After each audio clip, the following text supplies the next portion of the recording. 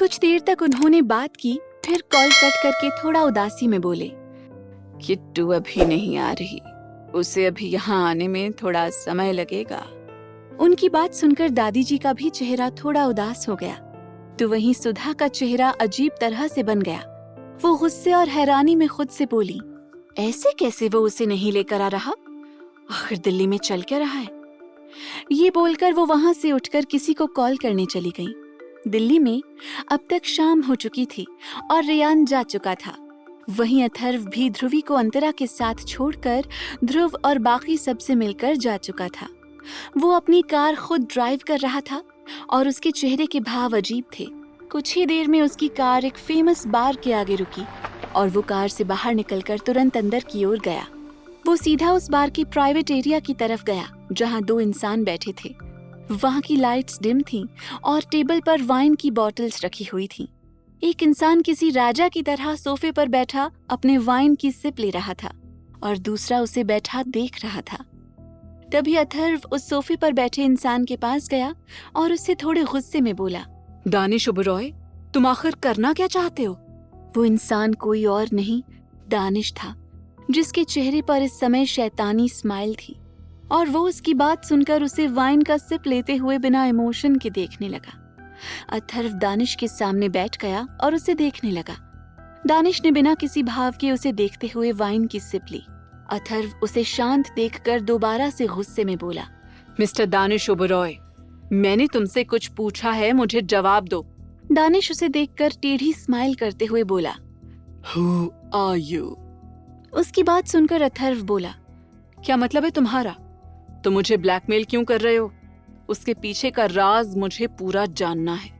उसकी बात सुनकर दानिश उसे कुछ पल गहरी नजरों से देखते हुए फिर बोला, चलो एक डील करते हैं। तुम उस डील को मान लोगे तब मैं अपने शेयर्स वापस नहीं लूंगा और तुम्हारी कंपनी बच जाएगी। उसकी बात सुनकर अथर्व उससे बोला, क्यों कर रहे हो तुम ये सब? एक तो तुम्हें सब पहले से पता था, तब भी तुमने इतने समय तक मेरी बहन को मुझसे छुपा कर रखा, और अब जब मैं उसे ले जाने वाला था तब तुमने मुझे ब्लैकमेल किया। आखिर तुम चाहते क्या हो? दानिश उसकी बात सुनकर अपना सर सोफे से टिकाकर कुछ देर तक शांत रहा और फिर वापस उसकी तरफ अपनी गहरी आंखों से देखते हुए बोला, तुम्हारी बहन मुझे चाहिए और जिसे मैं हासिल करके रहूंगा। अथर्व उसकी बात सुनकर गुस्से में खड़े होते हुए बोला, तुम ऐसा सोच भी कैसे सकते हो? उसके लिए मैंने रेयान को पसंद कर लिया है और मैं बहुत जल्द उनकी एंगेजमेंट अनाउंस करने वाला हूँ। रेयान उसे बचपन से चाहता है और मैं उसे मना नहीं कर सकता। उसकी बात सुनकर दानिश की पकड़ वाइन ग्लास पर कस गई और वो उसे देखते हुए शातिर स्माइल करते हुए बोला, ओह, तो बात यहाँ तक पहुँच चुकी है। कोई बात नहीं, फिर तो वो बहुत जल्द मेरी बनेगी।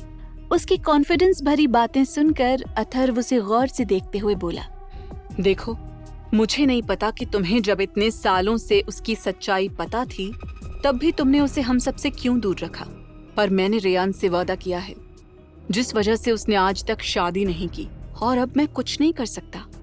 रेयान खुद किट्टू को नहीं छोड़ेगा। उसकी बात सुनकर दानिश ने कुछ भी रिएक्ट नहीं किया। वो आराम से वाइन की सिप ले रहा था। अथर्व फिर उससे बोला, रेयान अगले हफ्ते सगाई करना चाहता है और मुझे उसमें कोई प्रॉब्लम नहीं है। मैं किट्टू को भी मना लूंगा और मैं उम्मीद करता हूँ कि तुम भी उसे खुश देखना चाहोगे और उसकी खुशियों में रुकावट नहीं बनोगे। दानिश ये सुनकर सोफे से उठते हुए बिना इमोशन बोला, जरूर, मैं उसे खुश देखना चाहता हूँ, पर सिर्फ अपने साथ। उसके लिए मैं किसी भी हद तक जाऊंगा। ये बोलकर दानिश उसे अपनी गहरी आंखों से एक वार्निंग लुक देकर खुद शिवम के साथ उस प्राइवेट एरिया से बाहर निकल गया। वहीं अथर्व उसे जाते हुए देखकर खुद से बोला, सबसे पहले तो मुझे किट्टू को उस जगह से निकालना होगा और उसके लिए रेयान ही मेरी मदद करेगा, क्योंकि मुझे दानिश ओबेरॉय पर कोई भरोसा नहीं है, ये कुछ भी कर सकता है। ये कहते हुए वो तुरंत वहां से निकल गया। वहीं दानिश कार खुद ड्राइव करके पैलेस की ओर जा रहा था। उसका ऑरा अभी भी गर्म लग रहा था। वो काफी स्पीड में कार ड्राइव कर रहा था, जिस वजह से वो कुछ ही देर में पैलेस पहुंच गया। वहीं पैलेस के अंदर पैलेस का माहौल अब अंतरा और ध्रुवी के वहां होने से और भी अच्छा हो गया था। इस समय तक रात हो चुकी थी और सभी ने अब डिनर कर लिया था और सबने कुछ देर तक हॉल में बैठकर बातें की और फिर सभी बड़े उठकर अपने अपने रूम में चले गए। ध्रुवी को उन लोगों से एक ही दिन में काफी अटैचमेंट हो चुकी थी, क्योंकि वो लोग उसे काफी प्यार दे रहे थे। ध्रुव को कुछ प्रोजेक्ट से रिलेटेड काम था, जिस वजह से वो ध्रुवी के साथ स्टडी में था और वो दोनों काम कर रहे थे। ध्रुव ने अपने मन में ये तय कर लिया था कि वो जल्द से जल्द ध्रुवी को प्रपोज करेगा शादी के लिए, जिसके लिए उसने रिंग भी ऑर्डर कर दी थी और वो अब खुद को उसके लिए प्रिपेयर कर रहा था। ध्रुवी के मन में भी अब ध्रुव के लिए प्यार वाली फीलिंग्स आ चुकी थी। उसे ध्रुव में एक अच्छा पार्टनर दिखता था, जो उसकी रिस्पेक्ट करता था, केयर करता था और हमेशा उसकी प्रॉब्लम्स को भी शेयर करता था। उसे इससे ज्यादा और कुछ नहीं चाहिए था। वहीं दूसरी तरफ अंतरा भी अपने रूम में आई और वो फ्रेश होने के लिए कबर्ड से अपना नाइट गाउन निकाल रही थी कि तभी उसके रूम के गेट पर नॉक हुआ। अंतरा कंफ्यूज होकर खुद से बोली, अभी कौन आया होगा? ये कहते हुए वो गेट के पास गई और गेट खोला तो वहाँ एक नौकरानी खड़ी थी। अंतरा उन्हें नासमझी में देखने लगी तो नौकरानी अपना सर झुकाते हुए बोली, मैडम, वो छोटे बाबा ने कॉफी लेकर आपको बुलाया है अपने रूम में। अंतरा दानिश का जिक्र सुन थोड़ा हड़बड़ा गई और उसे देखते हुए बोली, पर वो बाहर गए थे ना, क्या वो अभी आए हैं? अंतरा ने उससे पूछा, जिसे सुनकर नौकरानी ने हाँ में सिर हिलाते हुए कहा, जी मैडम, वो अभी आए हैं। अंतरा ने फिर कुछ नहीं कहा। उसका दिल वैसे भी धड़क रहा था और वो फिर अपने आप को नॉर्मल करते हुए उसे जाने का इशारा करती है और फिर खुद नीचे चली गई। उसे दानिश से मिलना था और उससे बचपन के बारे में भी पूछना था। वो किचन में गई और बोली, इतनी रात को कोई शैतान ही ये सब पीता होगा और मैं ही क्यों कॉफी बनाऊं? और नौकर भी तो है ना घर में। पर नहीं, उस शैतान को तो मुझे ही परेशान करना होता है। यही सब बड़बड़ाते हुए अंतरा कॉफी बनाने लगी। तभी उसके फोन पर किसी का कॉल आया। वो कॉल उसके भाई अथर्व का था, जिसे देखकर ही उसके चेहरे पर प्यारी सी स्माइल आ गई और वो एक नजर कॉफी को देखने लगी जो अब तक बन चुकी थी। वो कुछ सोचते हुए एक नौकर से कॉफी मग में डालकर ऊपर दानिश के पास भिजवा देती है और खुद अथर्व का कॉल रिसीव करके अपने रूम में आ गई और अथर्व से बातें करने लगी। उसे अभी अपने भाई से बात करना ज्यादा सही लगा था। उधर दानिश अपने रूम में सारी लाइट्स ऑफ करके बस हल्की डिम लाइट में सर टिकाकर अपनी आंखें बंद किए था। हल्के अंधेरे में उसका ऑरा और भी भयानक नजर आ रहा था। वो अभी बैठा ही था कि उसके गेट पर नॉक हुआ। दानिश गंभीर आवाज में बोला, अंदर आओ। तो एक नौकर कॉफी लेकर संभलते हुए अंदर आया और धीरे से बोला, सर, आपकी कॉफी। दानिश उसकी आवाज सुनकर सर्द निगाहों से उसे देखने लगा और अपने हाथ में पकड़े बटन को प्रेस किया, जिससे लाइट्स जल गईं और दानिश उस कॉफी और नौकर को बिना भाव के घूरने लगा। वो नौकर डर से बेहाल हो चुका था। वो बड़ी मुश्किल से खड़ा था वहाँ। दानिश उसे फिर कॉफी टेबल पर रखकर जाने का इशारा करता है। वो नौकर कॉफी रखकर तुरंत वहाँ से चला गया। दानिश उस कॉफी मग को अपने हाथों में पकड़ते हुए खतरनाक आवाज में बोला, सिली गर्ल, तुमने ऐसा क्यों किया? ये कहते हुए उसका चेहरा कठोर हो गया। वहीं अंतरा अपने रूम में अभी भी अथर्व से बात कर रही थी। अथर्व उसे बचपन की कई सारी बातें बता रहा था, जिसे सुनकर अंतरा काफी खुश लग रही थी। अंतरा काफी देर तक अथर्व से पुरानी बातें करती रही।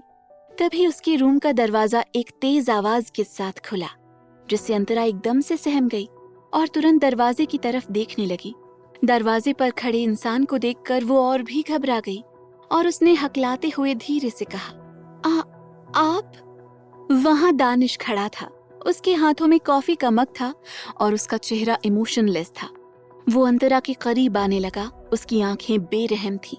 वो एकटक अंतरा को किसी से फोन पर बातें करते हुए देख रहा था। अंतरा की पकड़ फोन पर कस गई और वो दानिश को देखने लगी, जो उसी के पास आ रहा था। दानिश उसके पास आया और उसके हाथ में फोन को देखते हुए बिना भाव के बोला, किससे बात कर रही हो सिली गर्ल? दानिश को देखकर अंतरा खुद को संभालने लगी, पर तभी दानिश ने अपने हाथों में लिए मग को वहीं तेजी से फ्लोर पर पटक दिया और अंतरा की कमर कसकर पकड़ते हुए बोला, मैंने कुछ पूछा है, आंसर मी।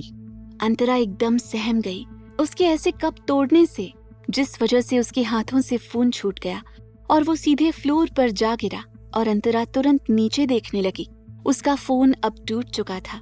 उसकी आंखें नम हो गईं।